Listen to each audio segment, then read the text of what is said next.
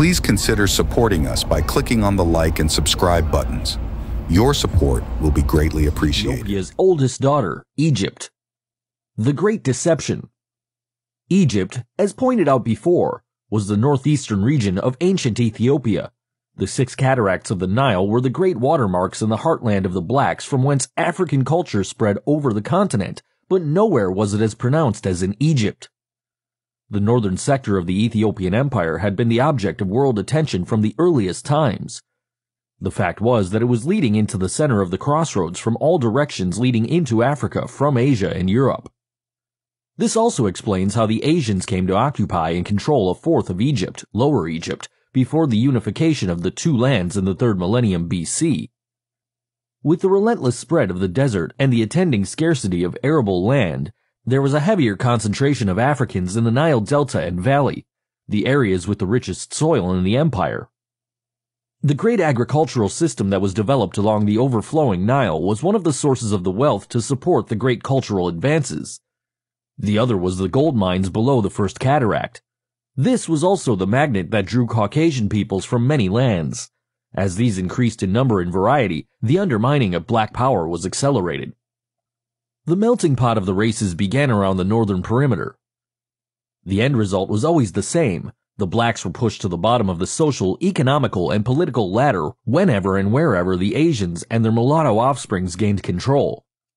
This scheme of weakening the blacks by turning their half-white brothers against them cannot be overemphasized because it began in the early times, became the universal practice of the whites, and is still one of the cornerstones in the edifice of white power. These white Asians were generally proud of their sons by black women, but these black mothers remained slaves while their mulatto sons and daughters were born free and, moreover, classified as white. As such, they formed a social class that, while never recognized as equal with the real whites, had just about all the other privileges of free men. The picture was generally the same from about 4000 BC onward. In the Asian-held areas in the north, the blacks had hard choices to make.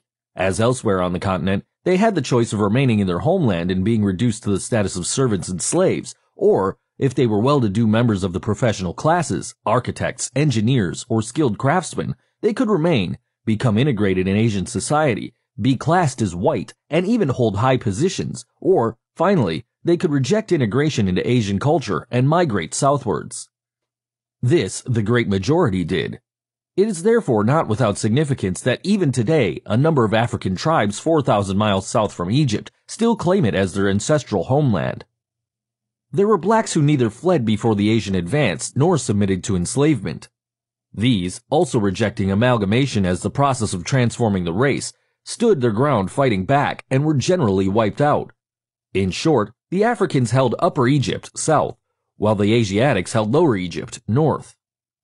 Kurt Seith, in attempting to reconstruct the prehistory of Egypt, concluded that the division of the country between Africans in the south and Asiatics in the north was mostly due to a split over religion. According to this view, the Asians refused to accept the cult of Horus that dominated the Nile Delta. They therefore formed a second nation in Upper Egypt and established their national religious shrines at Omnos, Thebes, Tynes, and Napata. Other scholars insist that the two lands meant that the Africans had simply separated themselves from the Asians. These, unlike Seith, do not inquire about the reasons. What actually happened in prehistoric times, however, was on such a grand scale over long periods of time that patterns of even unwritten history became clear and understandable. The Asians and Europeans were entering in increasing numbers and pushing the Africans farther and farther away from the Mediterranean, pushing them farther and farther towards what became Africa south of the Sahara. But the Africans had taken their first firm stand within their Egypt, making it two lands, exactly as the Sudan is two lands today, with the Arabs and colored Arabs in the north and Africans in the south. And also, for exactly the same reason, to escape white oppression. And the Sudanese blacks concentrated in the south for the same ancient reason, to escape white and colored oppression. We're in the period of ancient history. The records of the times are unmistakable, and the evidence is clear only when the archaeologists have done their work well. In no area in the world have they been more successful than in Egypt. It was the science of archaeology, along with ancient historical records, that support my viewpoint that the Africans, while being either subjugated or pushed southwards, fought back in a long series of wars to regain their ancient homeland along the Mediterranean. As early as the end of the 4th millennium BC, and even before the first dynasty in Egypt, there are records of a great African victory over the Asians in the north. The blacks had established their Egyptian capital at Nekheb.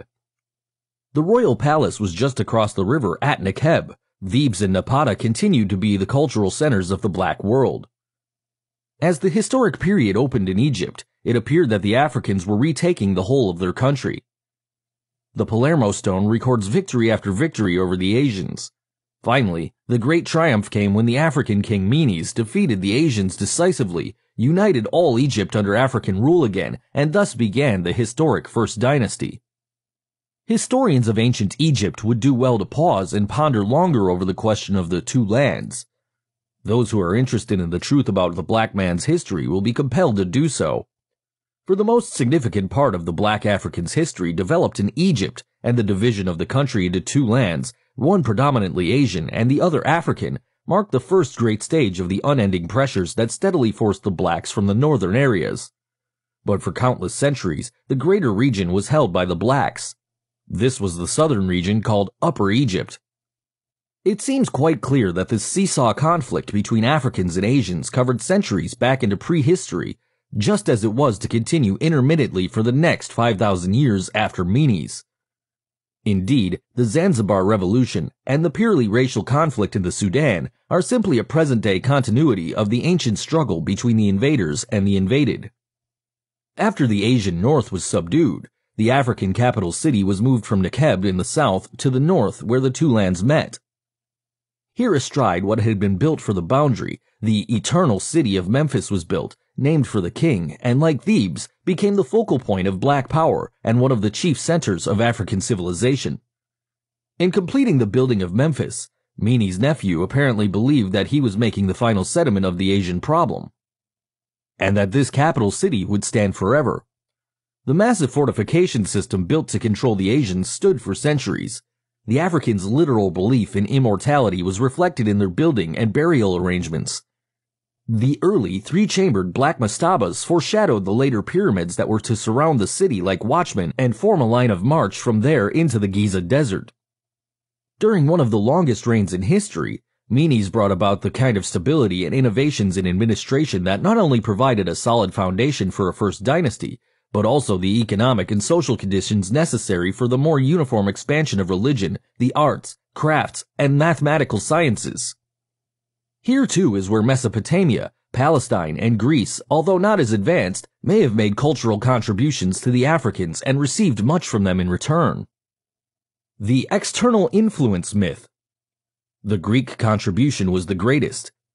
It was accidental, one of those accidents of history that turns out to be highly important. In this case, the Greeks unwittingly applied the second name of the city of Menes, Memphis, Aegyptos, to the whole country. For Memphis was also called Hicupta, or the mansion of the South Ptah, the god protector of the city. From the Greek Aegyptos, Memphis became Egypt, and Egypt became the name of the two lands extending from the Mediterranean to the First Cataract. There was no Egypt before the Black King from whose name it was indirectly derived. Before that, the country was called Kem or Kemi, another name indicating its black inhabitants, and not the color of the soil, as some writers have needlessly strained themselves in asserting. Indeed, the strong predilection of both Europeans and white Asians to replace the name of other peoples and places with their own terminologies was at once a blessing and a curse in the history of the blacks. Not knowing the racist twist that modern history was to take, these early historians, geographers, and travelers reported what they found and described peoples in their own terms of speech. In doing so, they established beyond question that the blacks were the first Egyptians and the builders of that ancient civilization. For it was these early writers, and not the blacks, who made it clear that although the invading Euro-Asians had firmly established themselves in about 1/4 of northern Ethiopia, Lower Egypt, as early as the 4th millennium BC, the blacks with equal firmness held all the rest from the 29th north parallel to the 10th south. It was the whites, not the blacks, who called Africa the land of the blacks until Asian and European invasions made it expedient to change this to mean African countries not yet taken over by Caucasians, and later to Africa south of the Sahara. Even this has to be qualified now, as the whites dominate southern Africa and Portuguese-held areas. The early whites, again not the blacks, not only defined all Upper Egypt as black to distinguish it from predominantly white Lower Egypt, but they settled the matter for posterity by calling Upper Egypt the Bald and the blacks Thebians because Thebes, was the oldest and greatest center of black civilization. The curse referred to above concerns the amazing success of modern writers in so blotting out, obscuring, or reinterpreting the earlier writers on Africa that the actual role of the blacks in their own land was practically erased from memory. Their strategy of silence worked, and it must have worked more successfully than they could have dreamed. The great silence fell over the monumental fact that the blacks themselves started the whole dynastic system in Egypt about 3100 BC, and that the great civilization of world acclaim developed after these black regimes began. Greek and Arabic names and the accepted Caucasoid features in the conventional style of royal portraits all furthered the great deception. There was also the external influence on early African speech and writing in Egypt. As more and more Asians moved into Upper Egypt after the unification of the two lands, the mingling of the two peoples not only produced a new breed of Egyptians, but also an increasingly Afro-Asian language and writing system that differed markedly from the original African writing as it was developed below the First Cataract. Developments in Asia and Europe 1 and 2,000 years after the golden age of black civilization helped to obscure that civilization or paint it over as an entirely Eurasian achievement. Our task is to begin the removal of this false incrustation, hardened as it is by 2,000 years of unchallenged growth. The time continuum in the history of the blacks is highly important in the reference to the state of civilization in the lands from which the invading groups came during the first 1,000 years of black ascendancy in Egypt and southern Ethiopia, the Sudan. The record is quite clear that the incursive groups were largely tent-dwelling nomads. They had no tradition of great cities with imposing temples, obelisks, pyramids, or indeed, stone masonry at all. In particular, one should note the number of centuries after Thebes and Memphis before their ancient cities were founded. No, Thebes, prehistory. Memphis, 3100. Rome, village, 1000 BC. Rome, town, 250 BC. Athens, village, 1200 BC. Athens city, 360 BC. Antioch, 400 BC. Jerusalem, 1400 BC. Babylon, 2100 BC. In short, what great contributions did these roaming nomads have to make to an already highly developed black civilization? Since even Jerusalem was not in existence, what people in Lower Egypt came from a country with a city as great as Thebes or Memphis? It was the beginning of a new era in the history of the blacks when an Ethiopian king turned the course of the Nile River by building a great dam at the border between Upper and Lower Egypt for the site of the new capital that was to bear his name. For generations, Memphis was almost an entirely all-African city, with white Asian villages slowly growing up around the outskirts. For the Asians are a very smart and very cunning people. Once conquered, they feigned complete and humble acceptance of African rule. Far from showing the slightest signs of any feeling of racial superiority, they were such masters of the art of dissembling that they could hoodwink the Africans, often under the guise of brotherhood, by capitalizing on their often dark complexions, similar institutions, intermarriages, and mixing with the black population generally as far as possible. That all this was the direct route to repeated Asian ascendancy on the continent few Africans seem to see. For they are, as a race, too ready to forgive and forget past evils committed by foreigners, whereas, on the other hand, a fellow African tribe can easily become a traditional enemy and continue as such for so many generations that no one remembers what the original quarrel was all about. So the blacks were apparently unconcerned about the Asian villages springing up just outside of Memphis, nor about the largest one that was more rapidly developing just across the river on the right bank. This community was to become the Asian city of Phostat, that challenged the supremacy of the capital city and eventually helped to change its African character and cause its final destruction. Yet what I have just stated so briefly occurred only after nearly 3,000 years of glorious history. It remained the capital and one of the greatest cities of Egypt and the world from the 1st to the 20th dynasty when it yielded to Thebes again, but it was still a great city when Alexander the Great arrived in 332 BC. Its death knell was sounded only when Arab tribes overran the land and Cairo rose to overshadow it. The 2nd and 3rd dynasties were also African. Most writers will not flatly share this. They generally designate these dynasties as Thinite, Memphite, or followers of Seth. One has to know that the first dynasty was African and Memphite or Thinite, so called after the name of their sacred city of Thinis, and that the cults of Seth and Ammon were African. That the fourth dynasty was indigenous is equally clear. These were the chief pyramid builders, the Great Pyramid being the largest and highest building on Earth until modern times. It was built during the reign of Khufu, 2590 to 67 BC. His nephew, Khafre, carried on and built the second Great Pyramid, but he went farther. He built the Great Sphinx and, as though he intended to settle the question of his racial identity for all ages to come, he had his African features so boldly and clearly carved into a portrait statue that not even a fool could seriously doubt that this mighty monarch was a Negro. He was therefore among the first to break with the classical Caucasoid stereotypes in Egyptian portraits. Having determined what periods Africans were referred to as Thinites, Memphites, Thebans, Cushites, Libyans, Ethiopians, Nubians, etc., a major problem in Africa history was near solution. Some of the distinguishing marks were thus removed, but much still remained to be done in developing guidelines to identification, because the work of effacing the black man's role in world history was so thoroughly done over so many centuries that it is amazing how so universal a consensus was reached by Caucasian writers in almost every age. Yet it should have occurred to some that since they themselves knew very well who the black civilization builders were, painstaking research would later reveal all they tried to conceal. I point out repeatedly also that some of the bias is not deliberate, but often so deeply rooted that the white scholar is totally unaware of it. One of these, for example, was Sir Flinders W.M. Petrie, one of the greatest archaeologist historians of Egypt. He tried so hard to be scientifically objective, yet when he unearthed a famous king or queen who was unmistakably Negro, he seemed to be quite puzzled.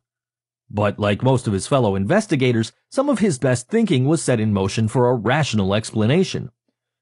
Thus the find of Sneferu's black queen, Mertitis, indicated that the royal wife might be of an inferior race and not of the high type. But the guidelines I found useful in identifying who was who are 1. Knowing the terms used when referring to early Africans, 2. Noting rulers among whom the writers concede to be Africans or persons marked with Negroid features and tracing this line to succeeding dynasties, i.e. 2nd, 3rd, 4th, etc. 3. Noting what kings or queens in the later dynasties claimed an African ruler of an earlier period as their ancestor and, accordingly, venerated and worshipped. 4. Similarly, what kings and queens take the name of ancient black rulers and build temples and monuments to perpetuate their memory. 5. The evidence in stone, inscriptions on monuments, and steel of various kinds. 6. To what race did the invading rulers from the south belong, and over what kind of people did they rule below the first cataract? 7. And finally, the unearthed statues and portraits of kings and queens of Egypt who were pure Africans, unless physical anthropologists now wish to change their criteria for determining race. There are a few guidelines to early Egyptians as early as black Africans. The fact of black rulers, however, is not as important as the fact of an indigenous black population from which they sprang. For these early blacks were themselves a great people, excelling on many fronts from a line of builders so distant in the past that it seems to have extended into the Stone Ages. It was a society of scientists, scholars, organized religions with organized priesthoods, mathematicians, scribes, architects, engineers, standing armies and generals, stone and brick masons, carpenters, artists, sculptors, cloth makers, slaves, farmers, teachers, gold and silversmiths, blacksmiths, and so on the widest spectrum of an advanced society. Africa, as the cradle of civilization, meant exactly that. These blacks developed one of the oldest written languages. The Egyptian language was an African language with later Asiatic influence, similar to that of Arabic on the African language known as Swahili. And it was totally destroyed and replaced by a non-indigenous tongue, as were other African creations. Nothing better marked the increasing cleavage between the blacks and their half-brothers beyond the cataracts than this linguistic nationalism, the refusing of the retreating blacks to use the Asianized Egyptian tongue. The mulatto problem. The recent revival of Black is Beautiful is no more than that, a revival. The great majority of ancient blacks took great pride in their color, and the resistance to amalgamation may be so interpreted. For one thing they had observed in Egypt was that a dynasty, beginning as all black, could remain unbroken over generations and still in the end become near white in color with not a black face in the royal lineage. This two-way process of intermingling and direct aggression meant victory for the white Asians in the end. They were already in the country as Egyptians when the conquering hordes from their various homelands swept in. Many were nationalistic Egyptians and as such fought the invaders along with the Africans. Others, though born in Egypt, were also loyal to their fathers' native countries and sided with their armies. Since the first to be called Egyptians exclusively were half African and half Asian, their general hostility to their mother's race was a social phenomenon that should not be passed over lightly, even though that development followed a universal pattern and therefore was not peculiar to the Egyptians. Its nature is essentially opportunist, a quest for security, recognition, and advancement by identifying with and becoming a part of the new power elite of the conquerors. The invading conquerors not only capture and control all political and economic power by military might, but even though they may be nomadic barbarians, they generally claim to be from a higher civilization and therefore reinforce the myth of being superior in fact and not just because of military conquests. Even if no such claim is made, the new ruling classes and all members of the race are superior vis-a-vis the indigenous or conquered people. Expediency and survival itself dictated loyalty and faithful service to the Asian masters in the regions over which they had gained control, first in northern Egypt. This meant that even in the beginning, siding with the Asians was not solely determined by whether one was a half-breed or a full-blooded African. Blacks who did not choose to flee the South but remained under Asian rule, even if enslaved, worked harder to gain recognition and acceptance than any other group. Indeed, so anxious were some of these early blacks for integration with the Asians that they themselves did most in creating the new breed of Egyptians who were to become their mortal enemies. For in an all-out effort to appease the invaders, they freely gave their daughters and other desirable females as gifts to become concubines, thus speeding up the reproduction process on an ever-widening scale. Nor did this lessen the wholesale capture of women in raids on African villages for the same purpose and for export to Asia. Reference was made to the Egyptians' race of their mothers. For in Egypt, as elsewhere, it was a one-way sexual process. The master race always kept its own women sacred and secluded behind the walls of their homes. They were not allowed to go outside except under guard. African women had no such restrictions or protection. They were fair game for the men of all races, and for them it was always open season. Many black women preferred death by suicide. Of these two, history does not sing. The master race, then, while loudly proclaiming a strange doctrine of racial purity for itself, has been the world's leader in bastardizing other peoples. So it has been on a grand scale in the United States, in South America, in East and South Africa, and so it was in Egypt. The evolution of the Egyptians as a nationality group is as interesting as their anti-African attitude, although the latter differs not at all from that of many mixed breeds with African blood elsewhere. It has been stated that the original Egyptians were black, half African, and half Asian. This general racial pattern changed, however, as the centuries passed along. More and more white conquerors, their followers, and the other whites were attracted to the breadbasket on the Nile: Canaanites, Jews, Syrians, Hittites, Persians, Babylonians, Assyrians, Greeks, Turks, Arabs, Romans, et al. Intermarriages between conquerors and conquered continued along with concubinage as a national institution. The direct result was that more and more Egyptians became lighter and near white in complexion. In short, they did in fact become more Asian in blood than African. Yet this upper ruling class of near whites was at no time more than a fourth of the population, for until the Islamic flood, which began in the middle of the 7th century AD, the vast majority of the Egyptians were what modern scholars like to characterize as Negroid. But what has been referred to as a social phenomenon was in fact a development among the half-breeds everywhere that ran counter to what would be normally expected, if not contrary to nature itself. This was the outright rejection of one's mother and her people, and a cleaving to the father and his people. While I do not know whether the overwhelming love which Asians generally have for their mothers is any greater than that among other peoples, it is certainly so marked that it has been a matter of comment by many writers. Some of the principal reasons why the half-breeds turned against the blacks and sought integration with the Asians have been pointed out. These applied to the blacks as well as to the new breed. All sought security, advancement, and social prestige by integrating themselves with the current ruling classes, but the half-breeds had the inside track and all of the advantages. First of all, they were mainly the sons and daughters of white and European Asian fathers. These fathers recognized them as such and, in general, proudly. And since they claimed superiority over the Africans, their half-African offsprings considered themselves to be a superior breed too. These Afro-Asian offsprings were given preferential treatment, positions of authority, wealth according to the status of their patrilineal family, and an education that could draw on Asian culture, as well as the highly advanced African civilization in Upper Egypt and southwards to the land of the gods. Another situation was that a most potent factor in the half-breeds' attitude towards their mother's race was that, more often than not, their mothers were concubinary slaves. This meant that the half-breed was introduced into the lowest level of African life, even from birth.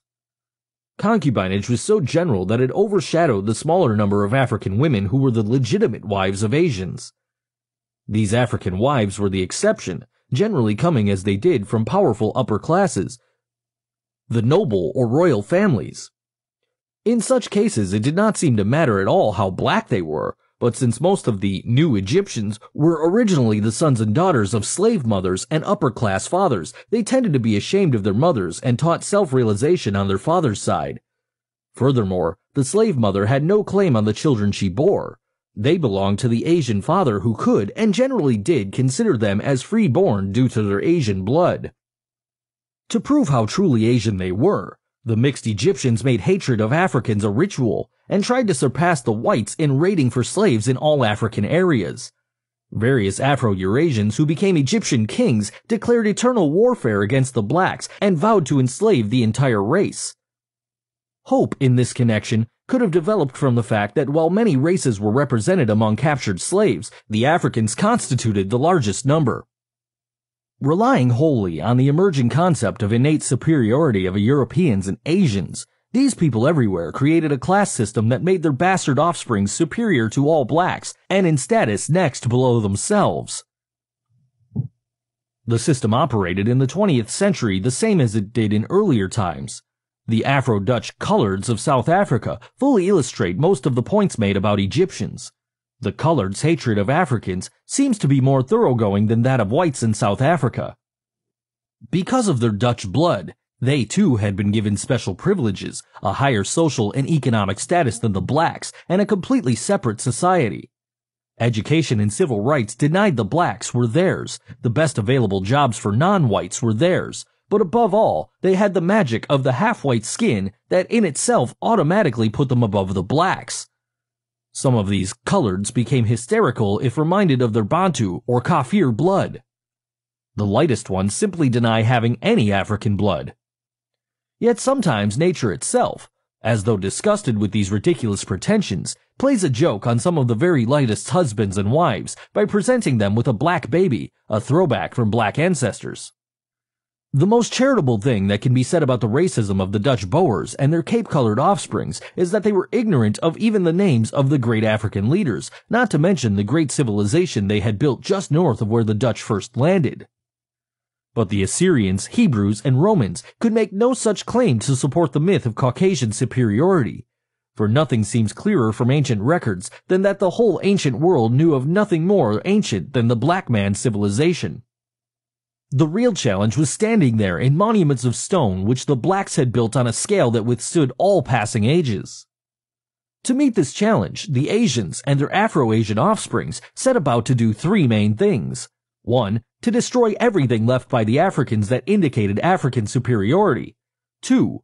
But where the temples, monuments, etc. were of such beauty and durability that destruction was less desirable than claiming the achievements as their own. In these cases, African inscriptions were systematically erased and replaced with Asian and New Egyptian inscriptions that gave to themselves the credit for whatever achievements there were. Sometimes the inscriptions were so deeply engraved that effacement was impossible, so the workmen would have to conceal these by building stone casings around them. The early African builders had been most exasperating, leaving their statues everywhere, flat noses, thick lips, and all. Hundreds of statuettes were carved in various dynasties. These could be thrown away, But what to do with the huge, monumental statues that were lined up outside the most famous temples? The problem was solved by passing those Egyptian rulers who merely had Negroid features. Many of those with all African faces simply had their heads knocked off. All to no lasting avail. The faces of history could not be completely changed. One troublesome fact was that most of the greatest kings and queens of Egypt were black Africans, so great indeed that their names were gladly spread over pages that glorify the Egyptian past. Their names, but not their African identity. In history, these blacks are simply Egyptians and not Cushites, Ethiopians, or Nubians. This is still another technique for deliberately losing track of African history. But the archaeologist Spades just kept turning up statuettes and some remarkable portraits that frustrate some scholars, while others feel challenged and reply with a heavy artillery of misleading words and phrases. Regardless of what the field investigators find, the main work of reconstructing African history in the 20th century is still in the hands of those who degraded it, white hands who still have the power to shape it as they will. 3. Finally, the great revolt of the white slaves, Mamelukes, in 1250 AD, and the murderous onslaughts against their Turk and Arab masters ended forever the general enslavement of the whites, and thereafter led to a concentration on the enslavements of blacks only.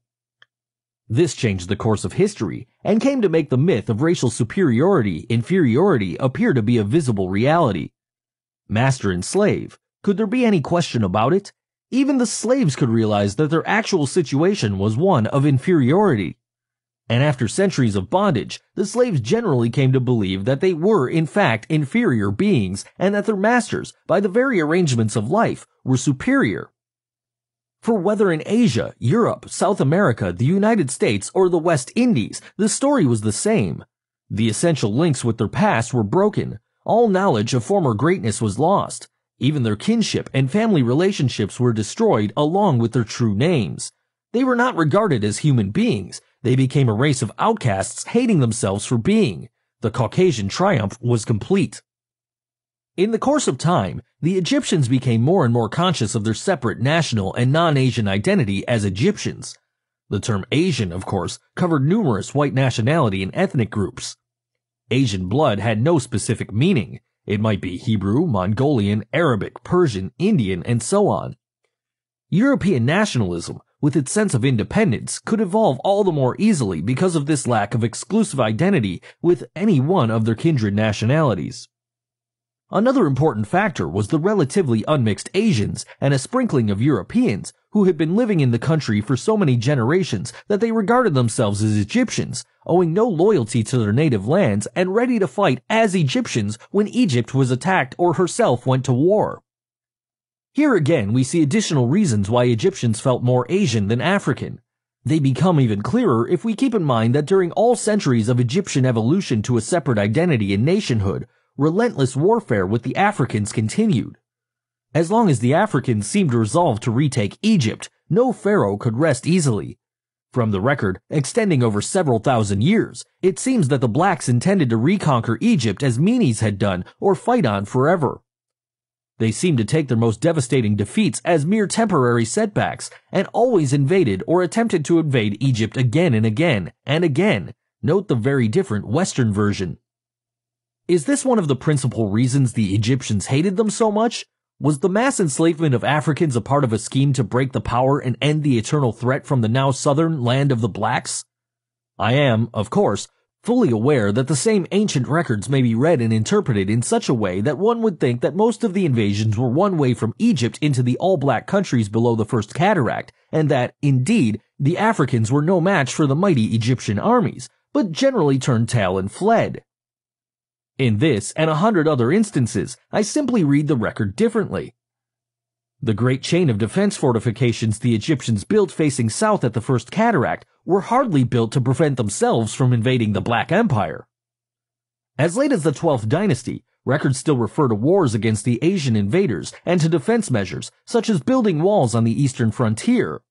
They had been expelled en masse from the rich Delta region in 2040 BC, but they always returned, if not as conquering warriors, then as peaceful traders or friendly migrants seeking a home.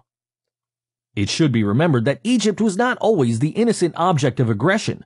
but was herself often the invading aggressor in Asia. She also enslaved many Asians and marched them back to Egypt, men, women, and children. It can be said with certainty, therefore, that some of the many invasions of Egypt were invited or provoked by Egypt's own imperialistic adventures, yet they may well have been countermoves to check the constant invasions from these regions. The African masses caught it from all directions as their own leaders progressively became Caucasian Hamites and Semites, and as many who were unmistakably full-blooded Africans became as predatory as were their known enemies. It appears that from times immemorial, stark greed, the desire for wealth, has overridden all humane considerations. Greed has served as a kind of anesthesia, deadening humane sentiments and breaking the bonds of affection that relates man to man. Greed was triumphant in Egypt from ancient times down into our own century. It was the major slave exchange center in Africa. Nubia, the northern Sudan, was not the only chief source of supply for slaves who were marched up to the Second Cataract, but it was also the main source of gold, ivory, ostrich feathers, precious stones of many kinds, ebony, and animal skins. These enriched Egypt in her expanding international trade. A hostile Egypt now stood between the black world and international commerce. But all had not been going well in the land. There had been civil wars, division of the country again, reunification again, decentralization, a breakup into autonomous nomarchies, and back into unification once more. These ups and downs seemed to be according to the strength or weakness of the leadership in any given period, or the role played by the conquerors in unifying or failing to unify the country. Black Egypt turning brown and white. The long stretch of the centuries into millenniums made it easy to delete some of the most significant developments in those early ages in Egypt. The emergence of great leaders and long periods of remarkable achievements were followed by weak leaders and long periods of national disorganization and chaos in such amazing cycles that it seems that some relentless socio-political law was operating in the land. Centralized government, first instituted by Menes, always collapsed as civil war spread over the provinces and constituent kingdoms. One of the worst and most fateful periods of the crisis was during the 7th, 8th, 9th, and 10th dynasties, 2181 to 2040 BC.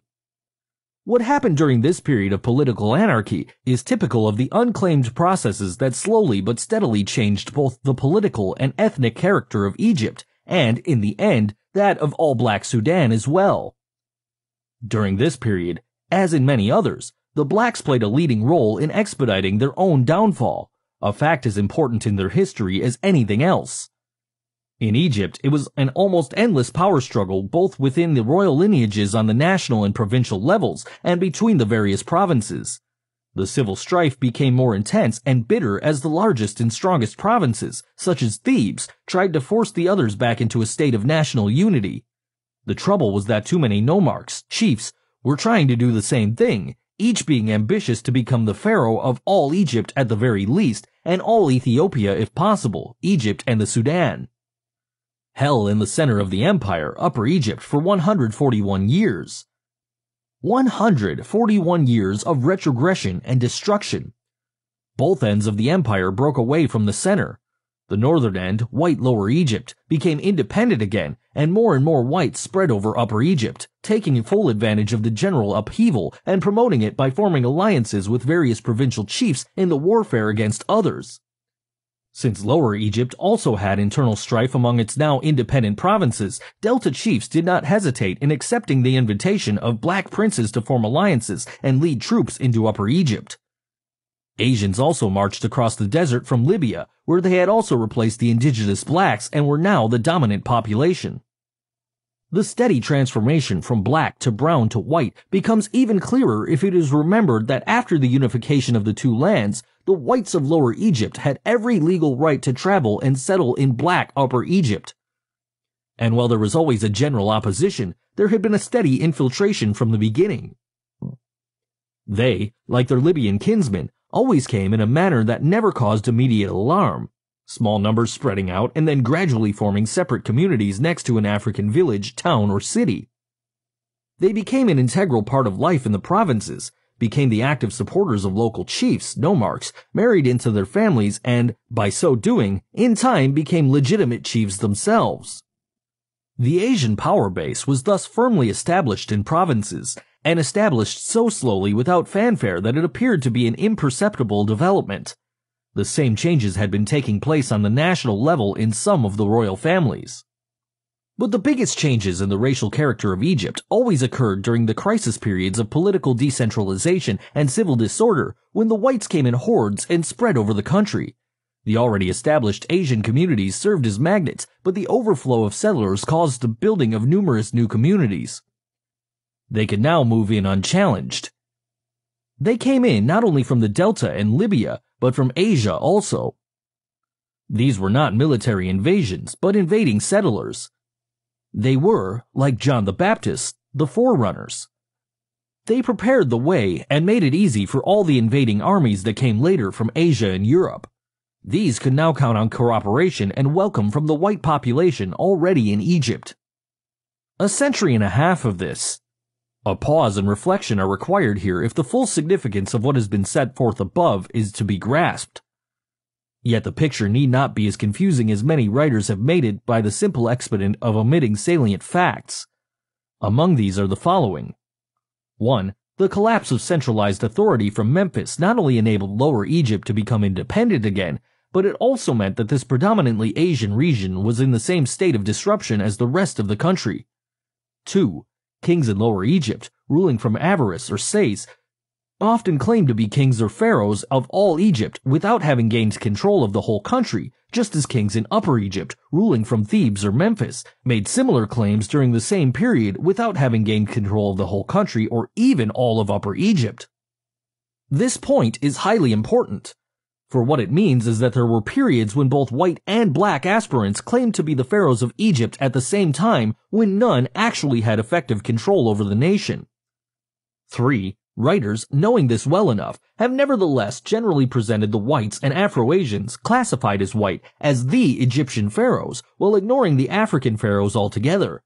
Their defense, when pressed, is that the African pharaohs are indicated as Thebans, Memphites, etc., satisfied, as previously pointed out, that the use of these terms is a part of the blackout of black history. 4. The periods during which the Asian incursions were the greatest, such as 2181 to 2040 BC, should be stressed because these population pressures caused a steady withdrawal of non-integrating blacks southward below the First Cataract. 5. To overlook this early separatist movement among blacks is to neglect one of the most important keys to the fuller understanding of black Egyptian history. But just as the blacks had withdrawn in large numbers from Lower Egypt as it became more and more white and began to settle beyond what became the border between Lower and Upper Egypt, so now they had been moving from place to place in Upper Egypt in a futile attempt to escape from the ever-pressing whites. These were the blacks who finally joined others in the south, Nubia. Nubia therefore revolted and became independent during the same period of general collapse at the center. But the compelling reasons, as stated elsewhere, appear to have been resistance not only to the increasing Asian power in Upper Egypt, but also to the African and Afro-Asian pharaohs whose integration policies promoted the spread of this foreign power in what had been an important region in their homeland. It was black separatism and racialism without apology. It was even something more than a resistance movement against the political domination of foreigners and the social degradation of the blacks that always followed, but it was a stubborn resistance to the extinction of the race itself through amalgamation. These were just the first of the race for whom black was in fact beautiful, and not just a catching slogan of the day. The expansion of white power from the Delta into Upper Egypt had been going on slowly long before the age of weak kings. They had been appointed as ministers, court officials of various kinds, trade commissioners, army officers, and soldiers. The 90-year reign of Pepi II, the longest in history, was in their favor, for while Pepi had been a strong leader and a mighty king during the first 50 years of his reign, the general upheaval began when he had become too old to govern or even know what was going on in the country. This unheard-of long reign made the Sixth Dynasty the introduction to the era of chaos. This was the period of simultaneous dynasties of Asian, Libyans, and Theban pharaohs, and several different capitals. There were so many kings during the 8th, 9th, and 10th dynasties with very short reigns that many of their names are unknown. Finally, the line of ancient kings ruling from Thebes first overcame the other powerful Asian dynasty in Upper Egypt that was centered at Heracleopolis and proceeded with the awful task of uniting the empire again. Strong rulers had begun to emerge again in 2133, so the 11th dynasty of the great Mentuhotep began 93 years before the 10th dynasty ended, a further illustration of points previously made. Mentuhotep II was probably the greatest of 11th dynasty kings. It was he who undertook to settle the white Asian problem forever by reversing the policy of integration and expelling them from Lower Egypt. Historians of the period write that he did expel the Asians from the Delta in 2040 BC. This, too, is misleading, for while he did indeed reconquer Lower Egypt again, and probably believed that reunification with the Black South would be easier if he first drove the Asians out, he was now 1,000 years too late for such a task. The Asians could not be expelled en masse in any event, for all Lower Egypt was overwhelmingly an Asian population and had been so for centuries beyond record. Nobody knows at what point in time they became the dominant people there. What Mentuhotep did was to put the government to flight, along with its army and other known supporters. Besides, the Asians were now dispersed all throughout the provinces of Upper Egypt. The compelling reason for the reconquest of the Delta was always economic. In fact, race itself was an economic factor. When Asians controlled, it was a commercial blockade of the blacks from direct world trade and international relations in general. Therefore, the second reunification in 2040 ushered in another golden age in black history. African ships of commerce sailed the seas again, nationwide reconstruction was pushed, and the revival of learning, science, the arts and crafts marked the 11th and 12th dynasties. The most important lesson the black world can learn from its history is that there was an economic development base for each and every advance. Meanwhile, the blacks concentrated in the south had firmly fixed the dividing line between themselves and their brothers in Upper Egypt at the First Cataract. This, too, meant war, because the south was the richest region in mineral resources. The long war against Nubia began during the 11th dynasty and went on year after year without success. A very real problem now was the attitude of the black troops from Thebes towards a war against their brothers in the south. In any event, no progress in overcoming the south was made at all until the power center at Thebes was moved to Al-Fayum in the 12th dynasty. Even then, the war dragged on for another 50 years before the region bordering on Egypt, called Lower Nubia, was brought under control. Henceforth, the country from the First Cataract to the Mediterranean was definitely called Egypt, and the country from the First Cataract southward was definitely called Ethiopia, Nubia, Kush, etc. Alright. The end of the 12th dynasty in 1786 ended nearly 3.5 centuries of great leaders and therefore great progress. Yet once again, the cycle of disaster returned with the 13th dynasty. Mental pygmies sat on the thrones once occupied by giants. Nearly 2 centuries of internal strife and decay followed. Lower Egypt, of course, had quickly become independent again for the third time. This meant an increased and unrestricted flow of Asians into the country. A period of turmoil was also the opportune time for great armed invasions. Among these invaders were the Hyksos, the children of Israel, according to historian Josephus. This invasion of Egypt in 1720 BC was ruthless and aimed at nothing less than the extermination of the Egyptian people and their replacement by the Israelites. They did not succeed in this, but they settled down to rule the country as the 13th and 16th dynasties and stayed as a powerful influence for over 400 years. The important point here is that the Semites poured into Egypt following its conquest by fellow tribesmen, and that this still further advanced the Asiatic character of the Egyptians. Hyksos' power was broken during the 18th dynasty, and many were expelled en masse. They returned to Palestine and founded Jerusalem. Meanwhile, Egypt was developing into the new empire, and during the same dynasty in which the Hyksos had been expelled, she struck back by conquering the Hyksos homeland in Syria and extended conquests to the Euphrates.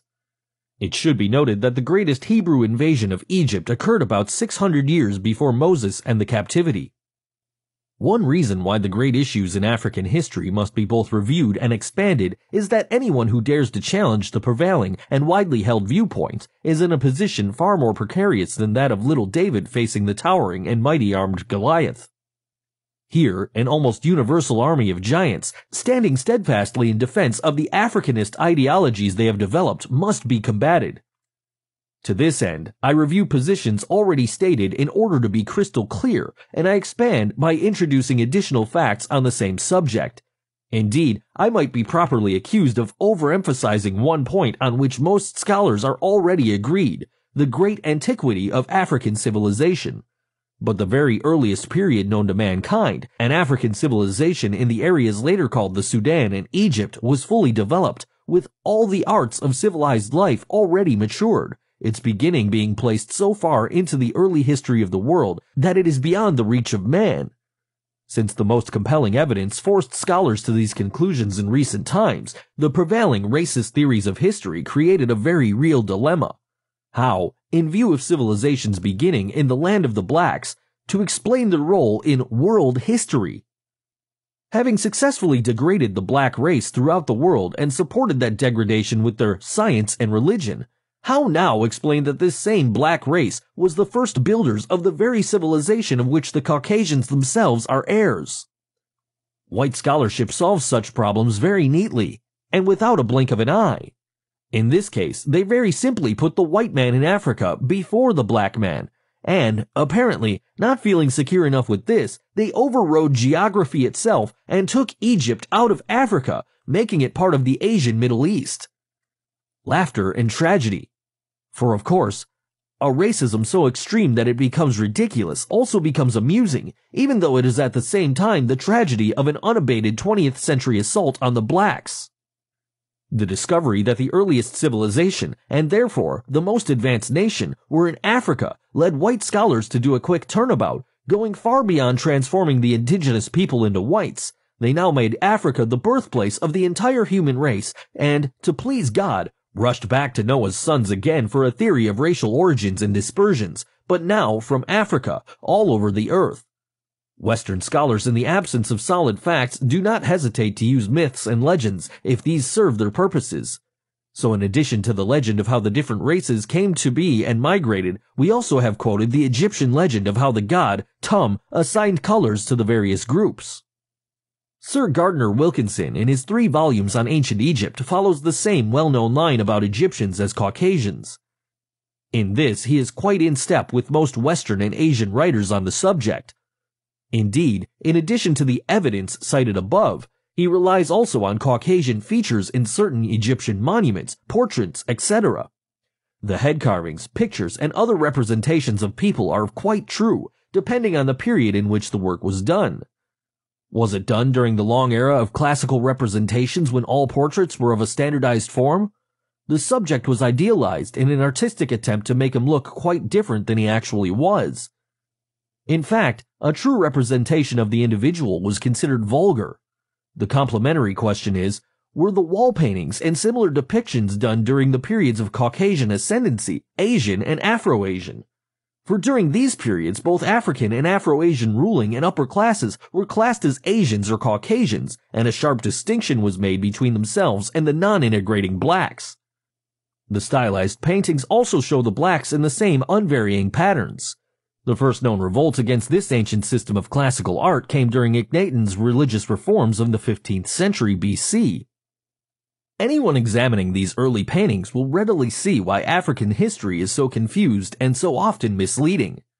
One example is a wall painting in a tomb at Thebes, the oldest city of the blacks. The picture shows Negroes presenting tribute to the chief minister of Thutmose III. If one did not know that all the Thutmoses were of an African lineage, he would naturally conclude that Egyptian civilization was in fact a Caucasian civilization, and the blacks, where they appear on the scene at all, were in a distinctly inferior role. Were not the paintings conclusive evidence of this? Look at their scanty, almost barbarous nature. The city of 100 gates. References have been made to Thebes, and it may have seemed to be almost passing references, yet Thebes was the most important single city in the entire history of the black people. The whole series of lectures could be properly based on Thebes. The history of Black Africa might well begin at Thebes, for this was truly the eternal city of the blacks that presented the most compelling evidence that they were the builders of the earliest civilizations in Kem, later called Egypt, as well as the great civilization in the south. The foundation of Thebes, like the Black State of which it was the center, goes so far back in prehistory that not even a general Stone Age period can be suggested.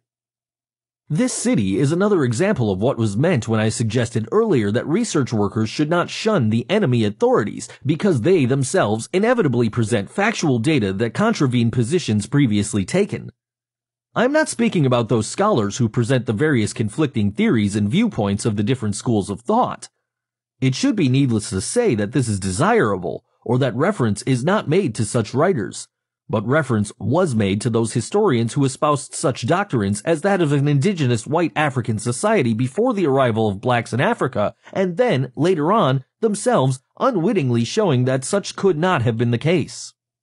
So almost all are forced by the evidence to concede one place or another, and often in very guarded or ambiguous language that 1. The blacks were also called Thebans because 2. All Upper Egypt was for centuries called the Thebaid after its greatest city, Thebes, and its people, the Black Thebans. 3. That the Thebaid also referenced to the city itself as the intellectual center of Black Africa, the chief seat of learning, of science, of religion, engineering, and the arts. Thebaid, therefore, could mean the whole of Black Egypt, or the universal city, depending on the inflection of the voice. 4. That the Asian whites were held rather firmly in the delta region they occupied in Lower Egypt until the unification of the two lands under Menes.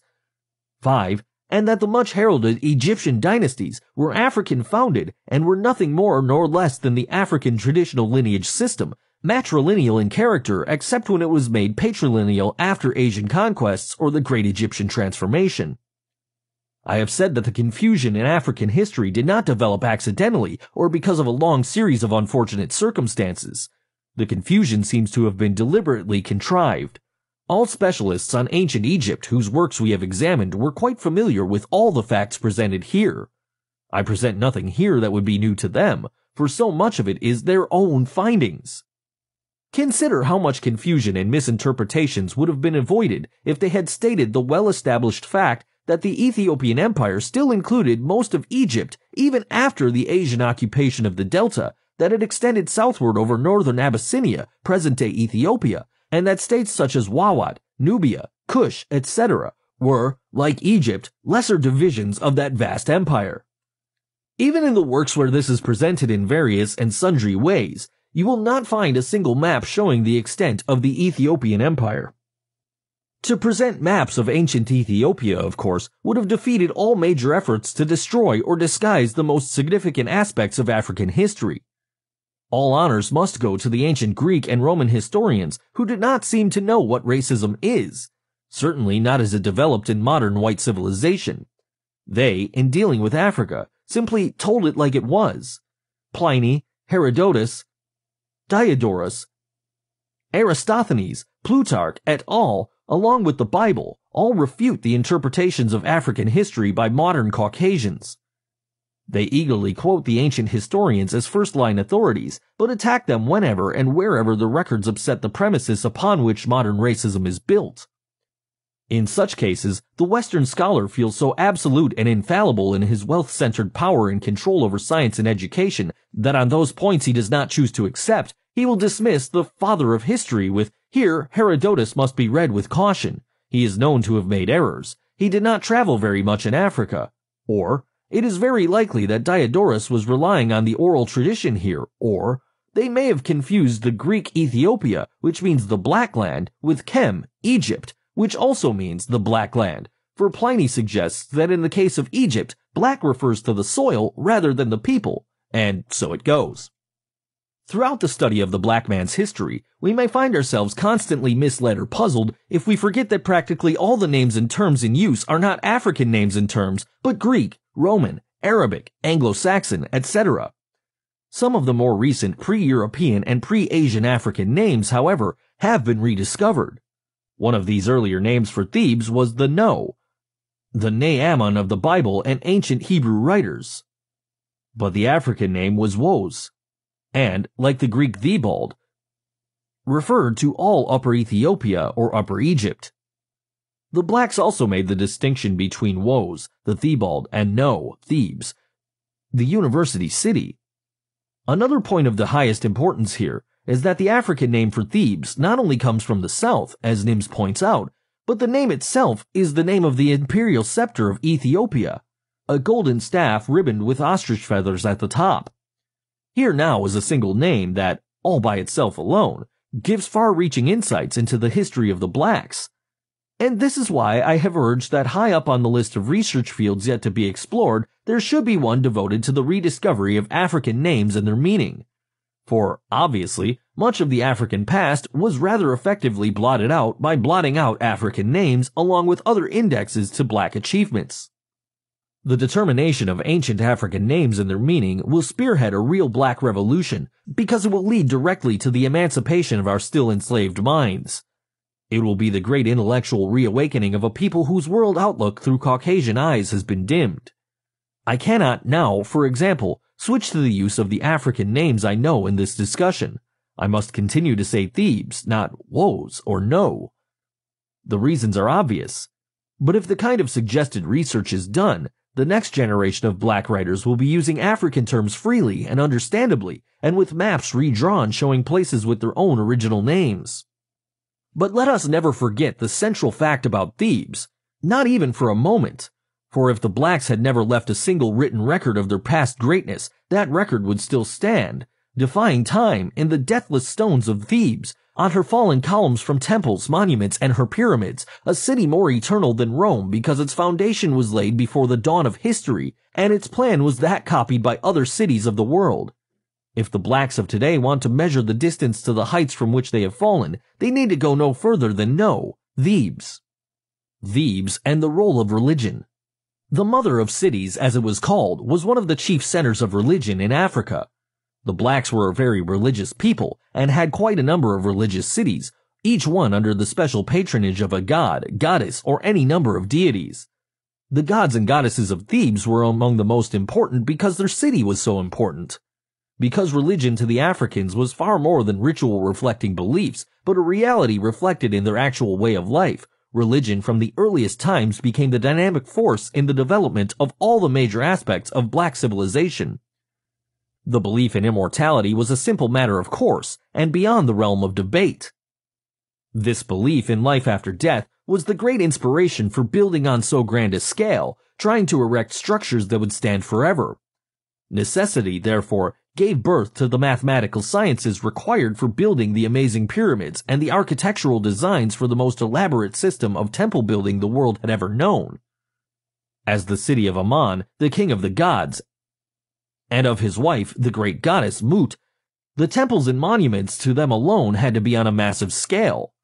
There was also the war god of Thebes, the source of power of the mightiest armies, the proudest and most fearless warriors. From this center of empire alone, 20,000 war chariots could be put into the field. The hierarchy of deities not only included numerous lesser gods and goddesses, but also a long line of venerated former kings, queens, and ancestors. All of this not only inspired endless temple building at Thebes, but also a concentration on attaining the highest standards of excellence. This in turn called for reflective thinking, invention, and discovery. Many of the temples were what we would call colleges, as the different fields of study were temple-centered. Here, scholars from foreign lands came to study, and from here, religious ideas and architectural designs spread abroad. The early Greeks and Romans eagerly copied from both, reshaped them, and made them integral parts of an original Western culture. During periods of decline or conquests, Europe and Asia seized and transported from Africa as much of the artifacts of its civilization as they could. Cambyses, for example, as early as the 6th century BC, hauled away over $100 million of precious historical materials from Thebes alone. Cambyses was only one of the countless thousands who invaded the tomb repositories of black history during each of the many periods of foreign invasions and foreign rule. For these tombs not only contained valuable historical records in different forms, but also great treasures in gold and precious stones. In these cases, the historical records were generally destroyed incidentally and not deliberately. The raid on graves and the great tombs were for the great treasures to be found there. But the stolen gold and other treasures were of no importance when, compared to the mass of priceless historical materials that are scattered all over Europe and Asia, some in museums, some destroyed or thrown away, all from the heartland of black civilization. Today, the descendants of the robbers still smugly declare the blacks never had any worthwhile history. If so, where are the records? The still interesting fact about Thebes is that many of its formerly great temples were prehistoric ruins even 5,000 years ago. The most ancient temple at Karnak, for example, in what was the center of No, goes back beyond the reach of man's records. No other city on Earth ever had so many temples, and even today there are more ruins of temples than there are anywhere in the world. Because of the splendor of their architectural designs and the colossal size of the structures, they, like the pyramids, became wonders of the world. Religion was not the only immediate occasion for the development of art and architecture, but it also inspired the drive for bigness, the grand design on a scale as huge as human skill and effort could achieve. Nothing less was befitting the gods. The keepers of the temples of Thebes and elsewhere became a powerful priesthood, thus indirectly reducing the power and influence of chiefs and kings who, in traditional Africa, derived their real powers as the official intermediaries between the gods, sainted ancestors, and the people. If an African king or chief had any real political power, it was acquired either by virtue of his religious functions or because of the prestige of being a great general and victorious warrior. Otherwise, the council was the constitutional center of power. Moreover, religion became the basis of political power in a subtle and much more far-reaching sense. For back behind the impenetrable curtains of time, shrewd leaders saw the overriding mystery of religion as a controlling force in the lives of men. It appears that in almost all societies, religion was recognized not only as the principal means of social control, but the equally uncertain source of economic wealth and political authority. From the chieftain's role of offering prayers and sacrifices to the gods, the steps to his own claim of kinship with the deities were easy enough. For who can gainsay one who is in exclusive communication with the Almighty? Although divine kinship was never widespread over the continent, it seems to be true that the ideas and practices of the divine despots of the Orient did penetrate and influence a number of African kingdoms. The point of all this is that religion made the people submissive, obedient, and all the more so if the ruler had a superhuman role and even kinship with the gods and the protecting ancestors. For did this not mean that the rulers held all the keys to heaven? Indeed, the chiefs and kings had evolved into the very instruments of the people's salvation. The state's income from religion stemmed from the requirement of sacrificial offerings from the people. This might be from 10 to 50% of what each individual produced or earned, but where the traditional constitutional law of the blacks prevailed, the people contributed of their means willingly for a quite non-religious reason. The central treasury belonged to the people and was maintained for the people's welfare, and not only for public projects, but for the relief of each and every individual in distress whose needs could not be met by his family or clan. However, African constitutional law received its first blows in Egypt in the wake of numerous invasions and foreign rule, followed later by its almost complete destruction by Muslim and European conquests. The ancient religion that gave birth to science and learning, art, engineering, architecture, and the resources for a national economy and political control, that same region was the mother of history, of writing, of music, the healing art, the song, and the dance. The first historians were the professional storytellers and traveling singers. Both recounted the deeds of leaders, important events such as wars and migrations, and how and by whom the society or state was founded. Poetry and music were the creations of the people in general, and, like the dance, came so easily that they seemed to be the natural heritage of everyone. The dance also recorded a message, just as the various musical instruments and singing tell a story, appealed for spiritual aid from God and ancestors, expressed joy for successful harvest, hunting, victories in war, or forms of prayer to ward off the evil spirits that always seek to overcome the good. Sickness is one of those evils, hence the association of medicine with the spiritual forces for good. The ritual for appealing to a power beyond man is called magic by Westerners, that is, if they're discussing Africa. Exactly the same belief and practice are called divine healing in Christendom. The great civilization of the blacks, that for countless ages was centered around No, Thebes, did not just happen.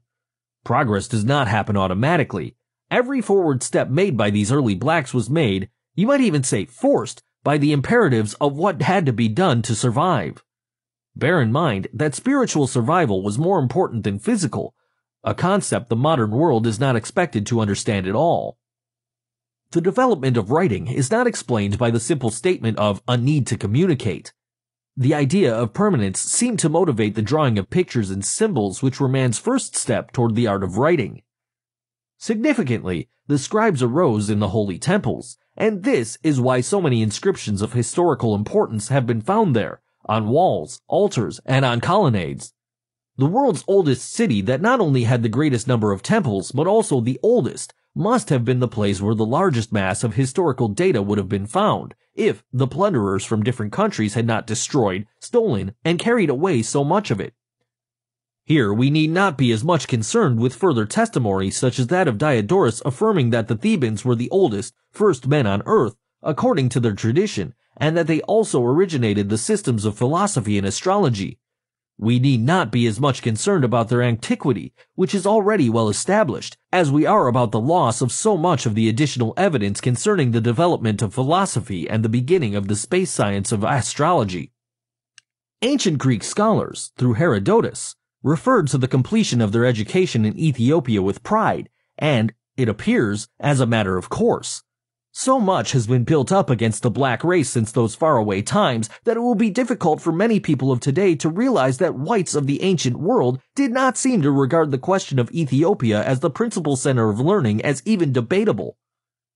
But we have to remind ourselves constantly, racism as we know it today was practically non-existent.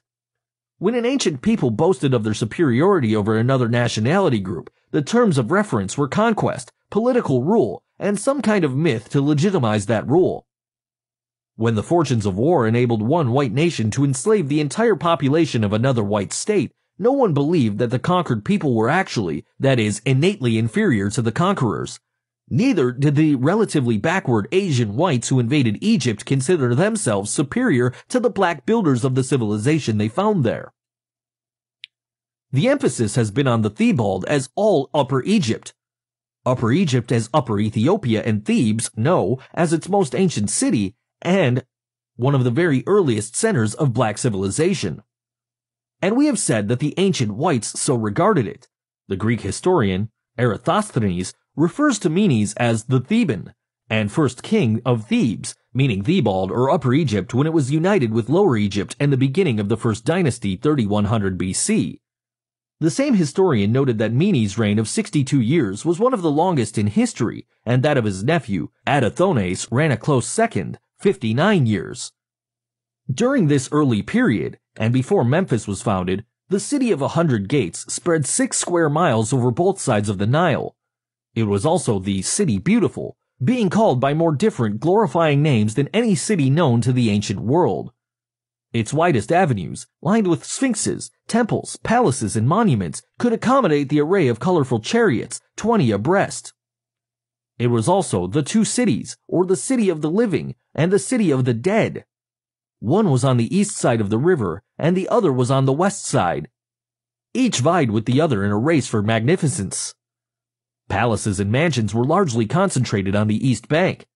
Temples, being everywhere, were about as numerous in the city of the living as in the city of the dead on the west bank, where the mortuary temples of kings and queens were located, along with the various religious cults, and houses of priests, craftsmen, soldiers, and the masses.